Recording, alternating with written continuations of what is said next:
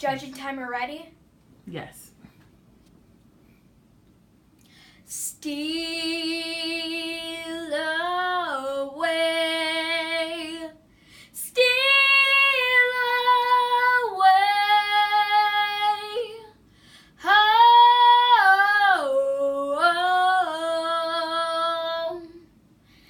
I ain't got long to stay here.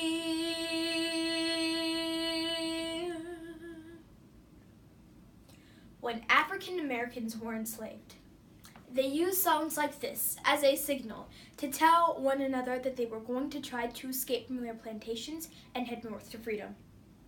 Nowadays, it's unthinkable that it was once acceptable for human beings to be other people's property. Confederate statues are a constant reminder of this dark period in our history. Slavery was perpetuated by the Confederate States. The Confederacy refers to the 11 southern states seceding from the U.S. from 1860 to 1861, according to the Merriam-Webster Dictionary. This group of 11 states in the South did not want slavery to end. In fact, they supported it, and they couldn't bear to live without their maids and hard laborers. From my point of view, Confederate means that you are a supporter of prejudice against another race. But a general definition of Confederate from an African American's point of view means that you hate and even want to kill African Americans. While some Confederate supporters are white supremacists, and they are biased against African Americans. Many African Americans observe the racism that came out of the Confederacy during their daily lives. Like if you live down south and you see a Confederate flag every mile, or if you're at a water park and you see someone wearing a swimsuit with a Confederate flag on it. And more broadly, children can experience the results of racism, such as lower income and poor quality inner city schools. Many people have lower expectations of an African American child's level of intelligence, so they are sometimes unable to reach their full capabilities because the curriculum is not challenging enough. But lately, there have been different topics circulating, like how athletes are taking a knee when they hear the national anthem, or how unarmed black men are being killed by the police. But there is a specific display of racism, and that is the Confederate statue. According to Mail.org, the majority of Confederate statues are located in Virginia, and one Confederate statue is located in Montana, which wasn't even a state during the Civil War. In total, there are 1,503 Confederate statues in the United States. But haven't you been wondering how this whole commotion started? Well, do you remember the shooting in South Carolina, when a mentally ill white man killed 9 innocent people in a Baptist church, and every single person that was murdered was African American? Well, the whole controversy started because the man posted a picture of himself standing next to the Confederate flag. People were enraged by how much hate could be in this person. African Americans, for the most part, started to recognize how much reverence is still shown in public toward Confederate symbols. They wanted a change, so they planned rallies to get rid of statues at colleges, like the statues of Robert E. Lee, Albert Sidney, and John Reagan, who were placed at a university in Austin, Texas, or in Charlottesville, Virginia, where there was another statue of Robert E. Lee. That rally unfortunately turned violent.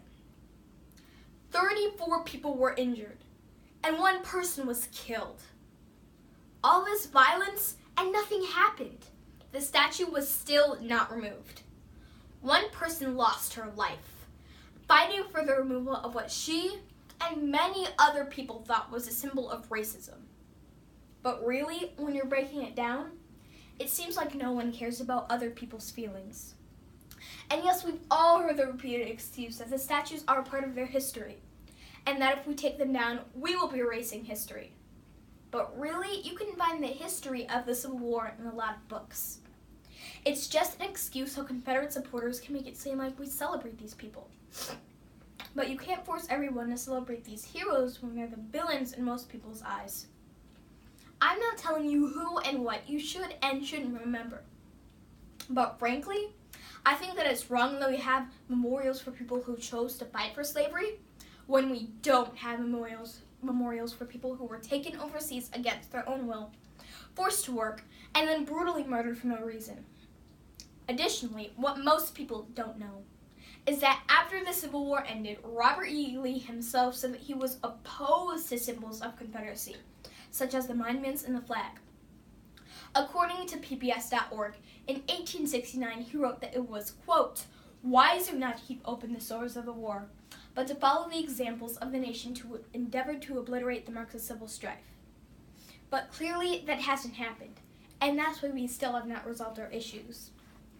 I don't understand why people idolize Robert E. Lee and commemorate him for his leadership in fighting in the Civil War. And yet, when the Confederacy lost the war and he said this, people wouldn't listen to him.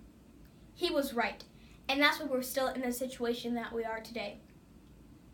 In America, we have a lot of problems that are mostly based upon race. And recently, there's been an even bigger split in our country, whether it's the election or the school systems. Most of the time, we can resolve these problems, and this topic is an example. Most of the statues need to be taken down, depending upon where they're located and what is written on them. We need a change. Athletes in Tampa, Florida have already donated money to remove Confederate statues in their area. We can replace the statues with people who actually made a positive impact on the U.S., such as Benjamin Banneker, who was a mathematician, astronomer, surveyor, clockmaker, author, and farmer. Or Edward Alexander Boucher, who was the first African American to receive a PhD. Or Mamie Clark, who along with her husband Kenneth were prominent psychologists who conducted a very important study of children's attitudes about race.